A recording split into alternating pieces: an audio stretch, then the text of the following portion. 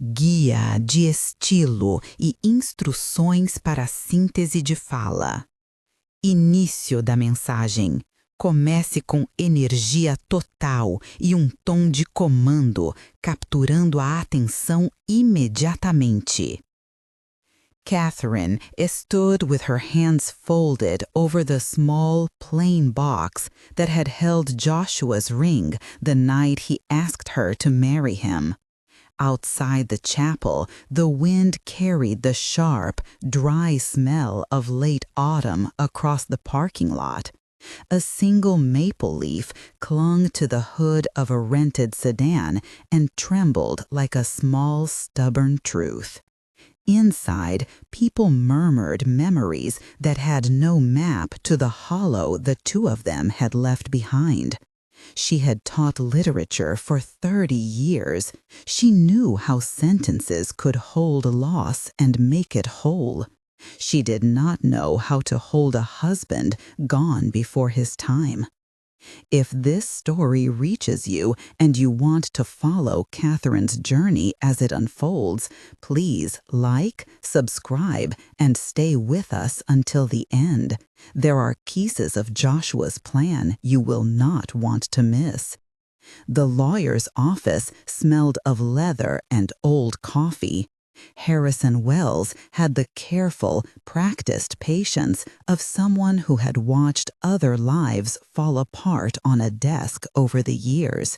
He placed an envelope in front of her with a small key laid across the flap like an afterthought.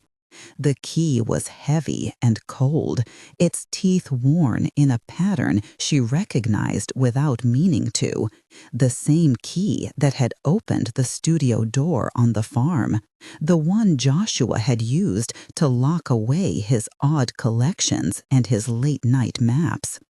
"There are recorded messages," Harrison said, "letters, instructions. He, Mr. Mitchell, left you the farm, Mrs. Mitchell, Maple Creek, full ownership." His voice softened when he saw how Catherine's breath caught. "There are conditions attached to certain bequests. He asked that they be revealed to you, and you alone, at your discretion." She broke the seal with fingers that had once guided adolescent hands through essays and now trembled at a scrap of paper. The first page was a single sentence in Joshua's precise, slanted handwriting. "For the record, do not sell Maple Creek." Then a codicil she read twice, lips moving. "If she chooses to love again, let it be with a person who knows how to fix an engine and is not dazzled by my money. If she forgets this, she forgets everything I trusted her to keep." The press would not leave the clause alone. The tabloid headlines arrived before she reached the farm. She must marry a broke mechanic. The billionaire's will forbade her to love him. They printed it as if it were an instruction carved on stone, as if the brittle weight of grief could be made more dramatic by a line about money and romantic absurdities. Catherine folded the clipping once, then set it aside. Joshua had been many things: a financier, a man who navigated companies that reached across continents, but his hands had always remembered the feel of wood and metal. He had loved the things that could be mended. The clause read to her less as a mandate and more as a protest against the life his money could buy her back into. Maple Creek looked smaller from the lane, framed by old maples that had lost most of their leaves. The house leaned into the land as if to catch the winter light and refuse it.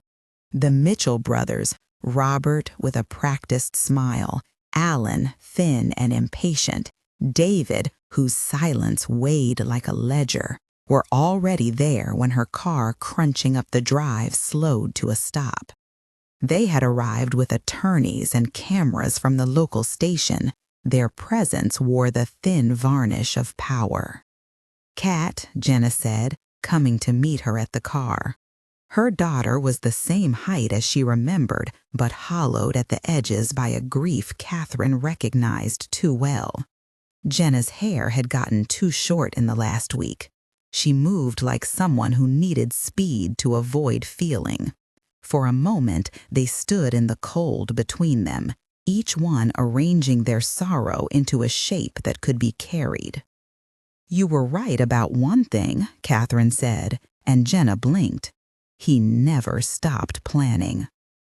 Inside the barn, the smells were immediate and true. Sawdust, hay, the iron tang of tack oil, the warm breath of the horses. Ellis put down a bucket as if he'd been waiting a year. His face had lines Joshua had made with small acts of kindness. He had been the farm's stable manager long before Joshua had bought the property, and he had stayed because Joshua had known how to listen to people who said the land was not for selling. "You found the key," Ellis said quietly. "I kept the door closed until you said otherwise." The studio door resisted at first, the lock binding with a grit of old paint, then gave with the small, relieving sound of an old secret decided to be told. Light spilled in across the easel. There were canvases stacked like quiet arguments against the wall. Unfinished skies, horses in motion, a study of a woman's hand. Her own hand, she realized, had been there on the canvas one afternoon, years ago, when Joshua had come to watch, and she had laughed at herself for thinking she'd forgotten how. A laptop sat on a low table with an external drive beside it. The first video, labeled Joshua's Video for Catherine, Day 1 in his handwriting on a post-it, played with the small domestic hesitancy of a man who had learned that love needed instructions sometimes. Joshua looked older by a decade than the last time she had seen him walk across the kitchen in his slippers. He spoke directly to her, as if the camera were human and could be reasoned with. "Kat," he said, "if this is the first one you watch, you're probably thinking I was trying to write a mystery. I wasn't. I was trying to build an anchor. You know me enough to know I hate chaos. If I leave anything, I leave it on purpose. I'm sorry I have to be this particular." He smiled in a way that made the hollowness in her chest ache. "The farm is yours, the house, the horses, but there are hands who will try to make you think it was theirs all along. You have to know what to look for." In Joshua's notes, she found a line she'd missed. A small pocket, about 3 acres on the East Ridge, unlikely to be profitable if skimmed, relevant if drilled. It was a pivot point, enough to give the brothers leverage if they could claim survey errors. Joshua's careful annotations led her to a set of correspondences with a geologist named Dr. Saito, who had written in a clipped hand about a possible subsurface anomaly with a high organic content. It read like a possibility and nothing more, not a guarantee of wealth, but enough of a whisper to make men with less scruple lean forward. She began to understand what Joshua had been protecting her from, not simply greed for land, but for a thing that could turn the landscape, both literal and social, into something unrecognizable. He had anticipated that the presence of a resource could become an instrument of coercion.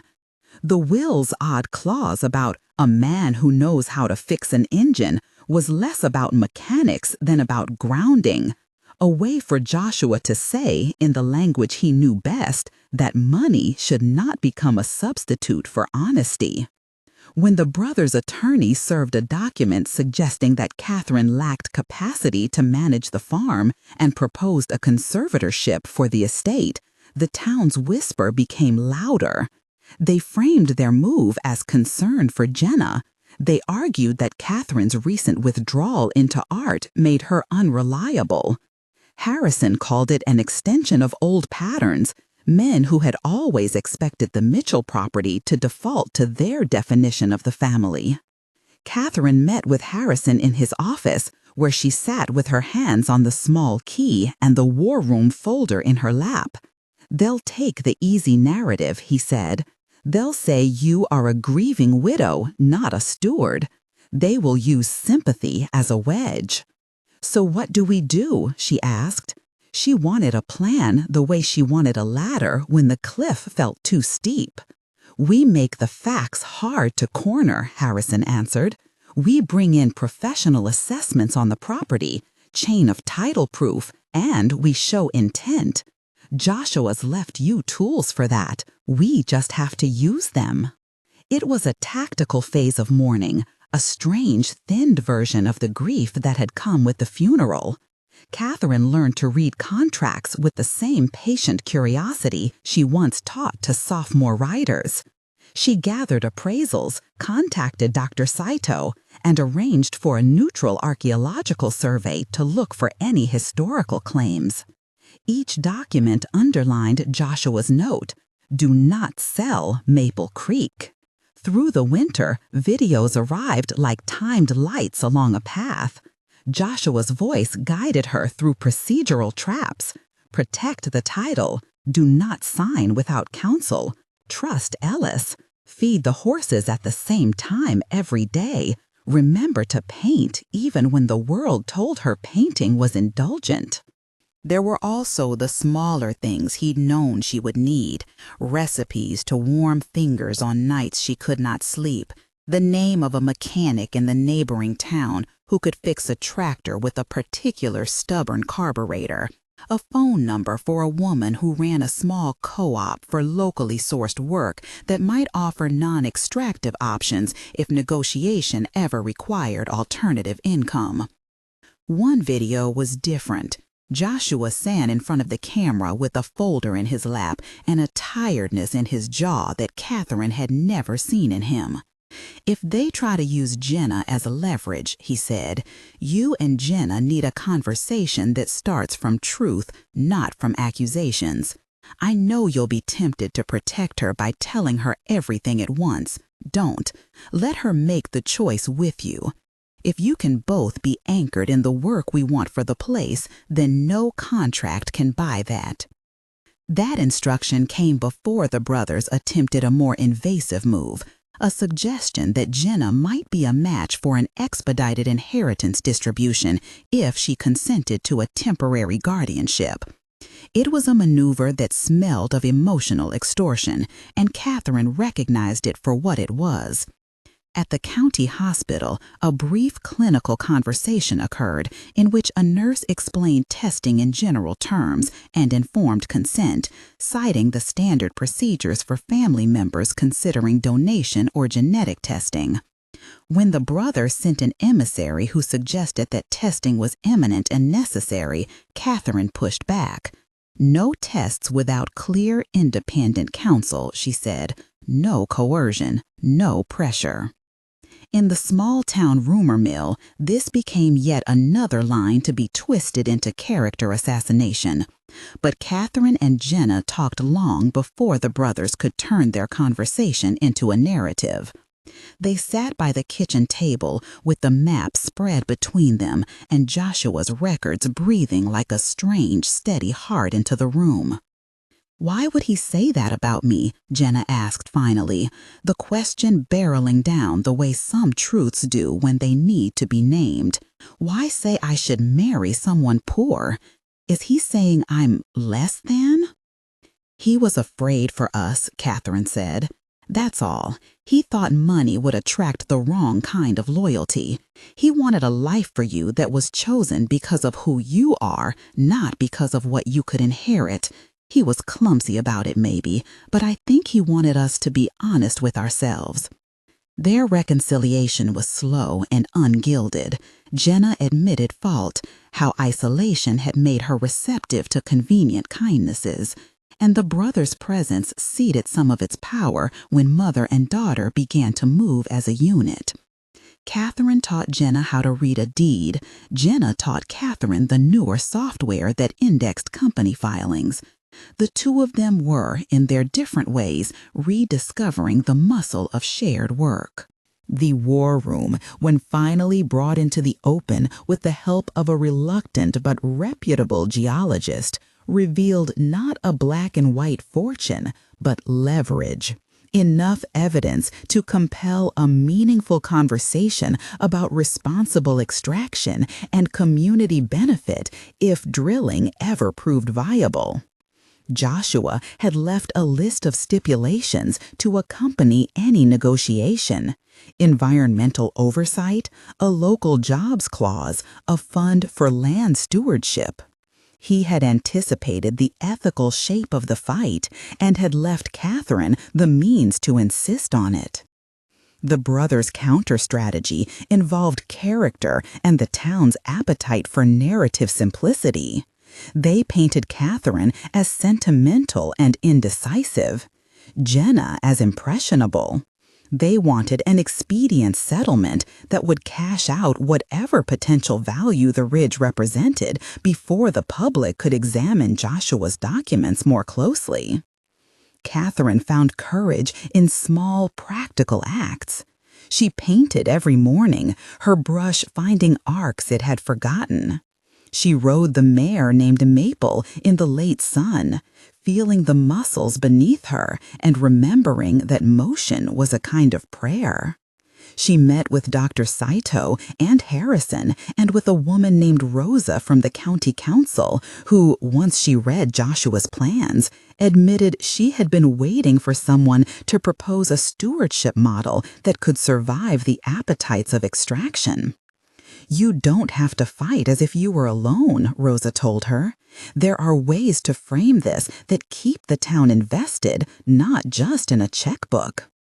When the brothers called a town meeting, expecting a show of numbers and a rush of neighborly support, Catherine prepared instead for an unveiling. She had Harrison present the chain of title. She had Dr. Saito explain in lay terms what the data suggested and why it required more study before any extraction decision. Most importantly, she had Joshua's words, recordings that she allowed to be played at the meeting, not as ghostly authority, but as documentation of his intent. Joshua's voice filled the small hall. "I'm not asking you to trust me blindly," he said in one clip. "I'm asking you to honor what this place does for those who live here. If something is underneath that will change the map of our lives, then let it change us together, not by greed, but by covenant." The brothers tried to interrupt. Robert stood and spoke about stewardship in a tone that tried to mirror sincerity, but landed hollow. Alan whispered legal threats. David, who had been quiet throughout, finally said something that made the room listen. He accused Catherine in a low voice of using sympathy to hide incompetence. It was the cruelty of old wounds dressed as civic concern. Catherine rose to speak, and for the first time since the funeral, she felt steadiness that was not shock, but something she had built. She did not shout. She did not cry on command. She told the room about the horses, about the smell of the barn in winter, about the easel by the studio window, and the way light makes a horse look like a thought. She held up the key that Joshua had left her and let it be seen as a small, patient thing. "This land is not a dividend," she said. "It is a responsibility. If there is a value under the soil, the first question to ask is not who gets to sell it, but how will we protect what belongs to us all?" Joshua left instructions, not orders. He wanted us to be honest stewards. Then Harrison unveiled the documents from the War Room folder, contracts Joshua had poised for a company that specialized in low-impact extraction and community reinvestment, a draft covenant, and the geologist's careful notes. He also produced with some ceremony a sealed envelope labeled the one Joshua had written to be opened if the brothers tried to claim the land through legal means. The envelope contained a recorded message more pointed than the earlier ones, Joshua's voice, cool and precise, addressing the brothers by name and reading aloud entries that tied their corporate maneuvers to a sequence of questionable transactions that had been buried in subsidiary ledgers. He had assembled credible auditors ahead of his death. He had left notarized affidavits that documented in a way a court would understand how certain funds had been diverted and how the brothers had, in other contexts, behaved in a pattern that suggested self-dealing. The room listened. Some questioned the timing. Some leaned forward. The media, which had come expecting spectacle, found instead a slow, deliberate unraveling of a careful man's evidence. Confrontation in that room was less an explosion than a kind of arithmetic. The brothers' faces showed discomfort that the town understood. Men who had always presumed to be the center of the Mitchell universe, now finding that the center had moved. Their legal threats continued. They would sue, they would subpoena, but the public record had shifted. Joshua's careful preparations had placed Catherine in a defensive posture she could sustain. When the brothers tried to move Jenna by offering her immediate cash in exchange for a signed affidavit suggesting she supported a quick sale, she refused. She'd seen her mother's quiet work and Joshua's archives, and in the act of refusal, found a voice that was not only her father's echo. She spoke at a hearing with a clarity that surprised her mother. "I want to keep this place for the people who live here," she said. "If there is value to anything here, it should be paid back into this community, not siphoned out."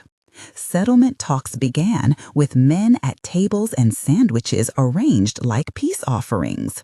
Negotiations were the business of patient people. Joshua had left a model for responsible extraction. If it were ever to proceed, it would require local oversight, a trust fund for the town, and a ban on wholesale sale of the land. He had not wanted to impoverish future hands in the name of profit. That moral insistence became leverage. The brothers could either take a short, dirty profit and risk public outcry and legal exposure, or they could negotiate a model that paid them nothing immediate but left the land intact and the community whole. In the end, they negotiated. It was not a triumphal victory with confetti and banners. It was a pragmatic, hard-won agreement that kept Maple Creek under Catherine's stewardship with legally binding clauses about environmental oversight and a community trust funded by a percentage of any proceeds. The brothers received a modest payout and signed away their claim to unilateral extraction. They left with their dignity intact enough to keep their faces in town. Catherine kept what mattered. After the legal dust settled, life at Maple Creek returned to the rhythms Joshua had loved. Catherine painted more than she had in a decade. The studio became a place of labor and of joy. She invited local students to come and learn. Jenna stayed, part of the farm's daily decisions and part of its future. The mare named Maple let Catherine ride at dusk, and the sound of hooves pressing into thawing earth became a measure of time passing from frozen grief towards something like renewal. Joshua's videos came to an end at the end of the last year he had planned for them. The final message, recorded on a night when the northern lights had painted the sky in a something akin to celebration, was tender and brief. "Cat," he said, "I wanted you to know I believed you could do this, not because of me, but because you are you. Paint the sky worse than me sometimes, it'll be better for it. And if you ever love someone with grease under his nails, don't let my money make you apologize for it." She laughed unexpectedly and cried the way one does when a sentence gives permission to breathe. The clause that had made the headlines began in the small places of her life to feel less like an injunction and more like a dare. Live by choice so the choice could be beautiful. Spring came, and with it an opening at the edge of the ridge where saplings trembled and the land kept the patience of all things that heal.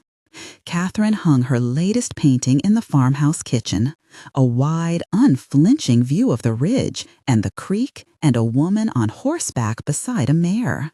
Jenna stood next to her, sleeves rolled, and Ellis watched from the doorway.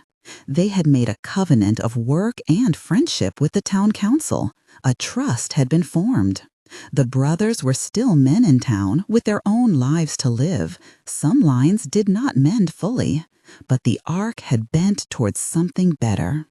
Sometimes, late at night, Catherine would take the small key from its place in a drawer and hold it until the metal warmed. It had been heavy the day Harrison placed it down in the lawyer's office. It had become lighter with use. She watched a boy, Thomas, whose mother kept the little hardware store by the post office, create a rough, fierce sculpture that captured the way his little sister lounged on the porch swing. He came back the next week grinning, and for a while the studio smelled like damp clay and fresh coffee and the rumpled joy of people learning small things.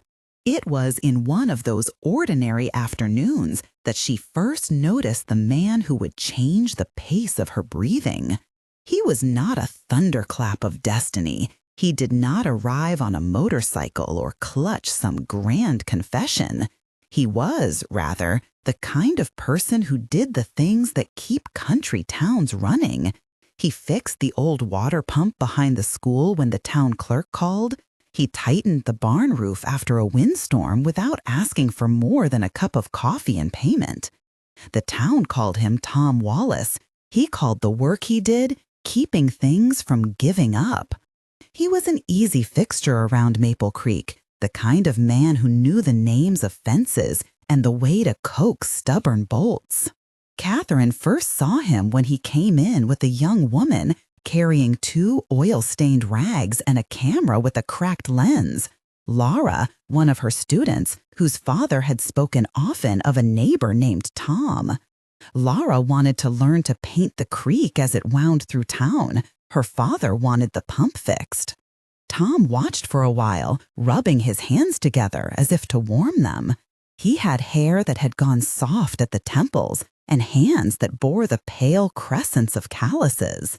When Catherine introduced him to the class, he smiled at someone else's palate like a man glad to be invited in. There was grease on his palms that did not shame him. It marked him as part of the machine of life. Catherine found in the weeks that followed that she liked the presence of someone who could fix a gate or set a broken wheel without fuss. He was not showy with compliments. When he admired a painting, he said something simple, "There's something honest here," and that was almost more than a compliment. It felt like validation for a life she had made from small, careful stitches. They began with small, practical exchanges. He brought over a box of welding gloves one afternoon when the old iron swing at the edge of the orchard sagged. She baked a loaf of rye bread in return. He fixed the washing machine at the farm one rainy morning and then sat with a thermos while she sorted a box of photographs in the parlor. He did not try to fill Joshua's voice with chatter about the past, nor did he attempt to replace what had been lost. Instead, he sat with the quiet like someone who felt no need to banish it. Once, when rain hammered the roof and the mare shifted her weight in the stall, Tom said, "Sometimes the weather just needs singing," and he hummed a line of an old country hymn that Catherine had not heard since she was a girl. It was a small, unremarkable thing, but it softened the edges of the day. Neighbors watched and offered the kind of commentary small towns make of all emergent companionship. Some said it cautiously, as if testing the temperature of the town. Others said nothing at all.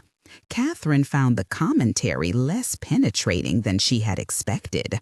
She wore her fidelity to Joshua like a garment that had already acclimated to new weather. It did not need constant affirmations to hold. She had promised herself nothing except the permission to be alive. That permission was not a betrayal, it was an insistence. There were nights that tested her gentleness. A call came one evening from Harrison with news that a contractor had made an appeal, an old legal remnant, a menial claim that relied on a clause misread years earlier. The town board convened in the modest hall behind the library. Catherine sat with her hands folded and felt the old prick of adrenaline she had thought she'd left behind. Jenna read from the documents. Ellis spoke in a low voice about precedent and patience. The brothers' representative watched with an expression that was, somehow, more tired than combative. In the end, the appeal was dismissed, small print and common sense prevailing, but the evening left a residue of reminder. The world, even a place where agreements had been made and kindness and hardness both, could still beckon old troubles. That night, she found herself replaying Joshua's last messages. There were small instructions she had kept not because the law required it, but because the gestures mattered. How he preferred the kiln to be loaded, the way he had liked coffee dark and bitter, his admonition to let the students paint as wildly as they needed. He had given her an entire manual for stewarding a life that did not fit neatly into grief or into independence. She sometimes spoke to him in the quiet of the kitchen, not as if he could answer, but to make the habit of human speech toward the absent. It made the house less cavernous to say the words aloud. "I tried this, Josh. The kiln caught. The last of the trust cleared." Tom learned the contours of that absence without ever barging in where he did not belong. He brought a flask of cider one evening when the furnace died and left a small stack of firewood by the back door. He occasionally asked about Joshua in a way that invited storytelling rather than a tidy summary. "Tell me about him," and Catherine would find herself reaching for a memory of a stubborn laugh or a particular way of cupping a mug. There was solace in reenacting the past because reenacting it was a way of honoring what had been real. Love, when it came, did not announce itself with fireworks. There was no dramatic confession or sudden surrender. It was a sequence of gestures, Tom showing up with the right bolt at the right moment, Catherine leaving a cup of strong coffee on his truck hood. It was the ease with which they could sit together while rain scoured the panes and a dog snored at their feet. It did not replace Joshua's name in her mouth. It layered itself next to it, a new kind of resource for living. Word, as it tends to do, found its way through the town. People took to the idea of a steward who could love the land and also love another person. Surprised faces for a while, then a settling into the knowledge that life could be plural in its joys. Some old acquaintances grumbled, but their grumbling softened when Tom repaired a faded sign for the bakery without charge, when he put a new latch on the preschool gate and didn't ask for thanks. Practical goodness won over gossip in a way that was small and irrefutable. A fixed pump saves time. A hands-on neighbor means a child can go to school with boots that hold together. Catherine's paintings gathered a new attention that did not come with the circus of earlier headlines. A small gallery across the river invited her to show a series of works of the ridge, studies of the creek, the frozen saplings, a mare in a field, and she hesitated for a month before agreeing. The gallery's owner, Nora, had a way of speaking that made things feel possible. She did not demand spectacle. "We'll put the work where it can breathe," Nora said, and Catherine consented because that sounded like chance to let the paintings do their honest work rather than perform. The opening was modest, a handful of locals, a busload of students from the art program, Nora's friends from the city who liked the idea of rural sincerity. People came with the casual hunger of those who want to see how someone has arranged their inner weather into color. Catherine stood on the periphery, a glass of cider in hand, and watched the way her images moved people to small murmurs. A woman near the back wept softly at a painting of a horse's flank lit by afternoon. A teenage boy craned his neck to see the details of the leaf Catherine had practiced until it felt like memory. Tom came and stood beside her without ceremony, his jacket flecked with a little road dust from the trip. He did not display the sort of self-conscious pride that headlines called for. Instead, he took her hand, steady and quiet, and the gesture was as natural as resetting a fence post. When the gallery owner asked Catherine to speak, briefly they had agreed, she found that words came not as an explanation, but as a pulley of gratitude. She spoke of patience, of small public things being sacred because they were chosen to be cared for. She spoke obliquely of Joshua, not as a ghost that demanded her future, but as a teacher who had left her a map and a mandate to choose. Some in the crowd held their breath, others nodded. The speech was not dramatic. It need not be. Afterward, people came forward to buy work or to speak of how they had loved something else entirely. The market did not combust into fame. Instead, the sales covered a few bills, a new set of canvases, a week of kiln repairs. It was enough. Summer that year was a kind of slow and golden recovery. She had learned how to ler the texture of promises. Some were offers to help. Others were the beginning of a rerouting that would ask the town to become something other than itself. She and Jenna met that night with other stewards from the trust.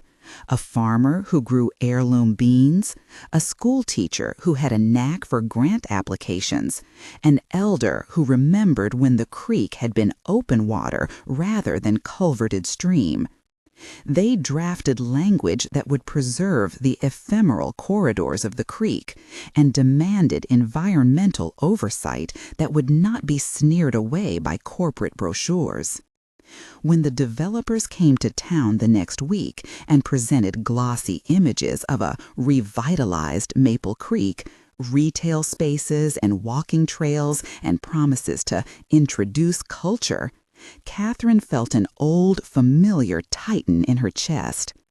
The town listened, and then it did what small towns do when they protect what they are. It told stories. People spoke about their grandparents' summers, about the stretch of creek where children learned to catch minnows, about the stand of maples that rounded the ridge like a wall of patient witnesses. The developer, who had flown in with a man from the city and 2 assistants who clicked their pens in polished rhythm, had not understood that culture cannot be dropped into a place like a teapot. It grows out of people who ask to keep certain things intact.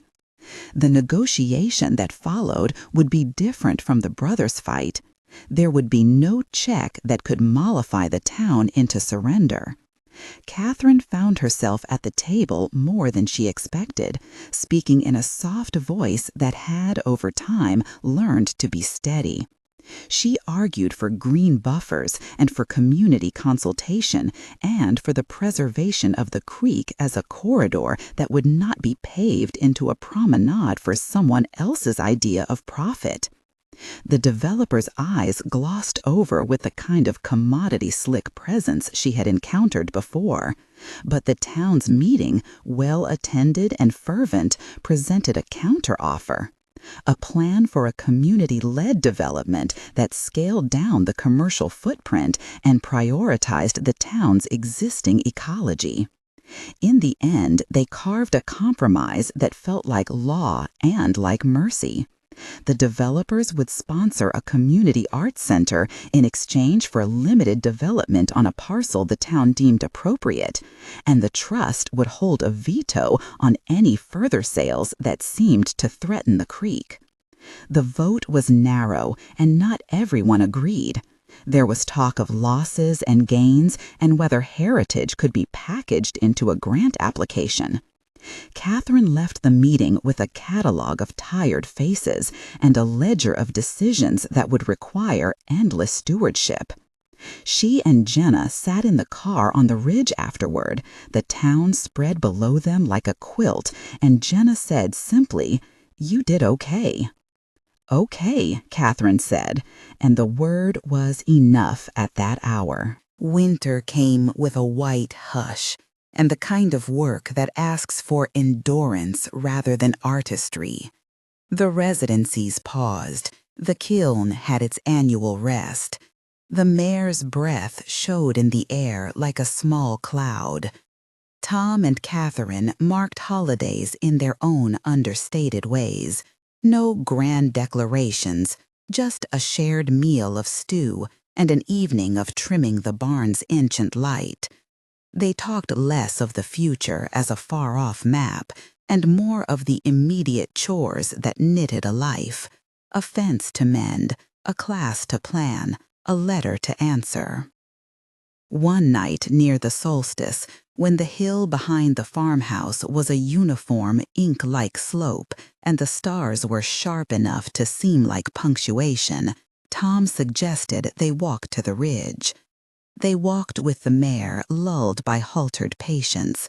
The stars made a lace through the trees.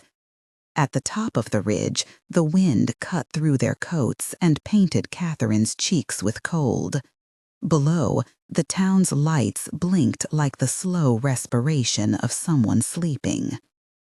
"You don't ask for much," Tom said after a while, his breath in the dark a small white note. "I like to think I ask for only the things that are necessary," Catherine replied. She thought of Joshua then, of the way his humor had been a kind of delicate rope keeping them both steady.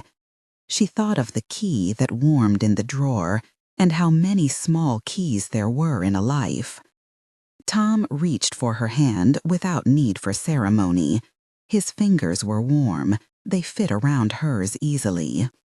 "If you ever want to do something reckless," he said, "I know a man who'll help you move a kiln, or build an extra shelf, or fix the roof while you stand on the ladder and not fall."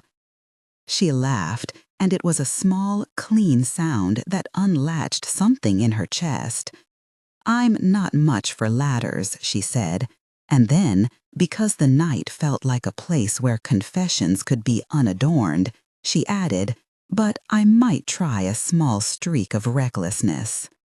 They stood like that for a while, two people who had learned the language of practical kindness.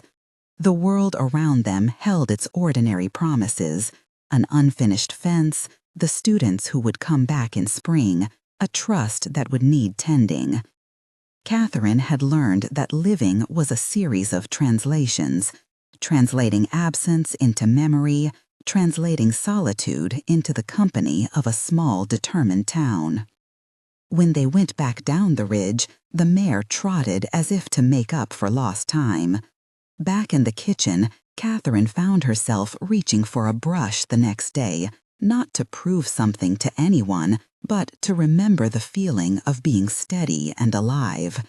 She painted the ridge at dawn, its shadowless form caught like cloth in the light. She painted it as if it were a vow rather than an accusation. The winter that closed the year brought with it a catalog from a university art program, an invitation to Catherine to teach a week-long workshop in the spring, a paid trip that would give the trust additional visibility. She accepted because the idea of stepping outside Maple Creek for a while felt like a health emotion rather than a flight. Jenna and Ellis promised to keep things afloat. Tom promised to keep the barn roof from leaking. The town, as towns do, sent a parcel of homemade pies and a note that read in careful handwriting, "We'll miss you. Don't forget the creek." She packed a small case of paints and a larger heart of routines, and when the morning came to leave, the light on the ridge seemed to salute her. Tom walked her to the traveler's bus with a worn thermos and a small, awkward bouquet of late-season flowers. He did not kiss her then. He did not need to. He held her hand and said, "Bring back something that reminds you of all this." She squeezed it once, hard enough to let him know she would. On the bus, the town fell away in a pattern of hedgerows and pale fields. Catherine watched Maple Creek recede until it was only a line on the map. She felt a little like the leaf she had painted when it had turned toward the sun, a choice made steady by small motions. She thought for a second of how Joshua had told her to paint the sky worse than him sometimes.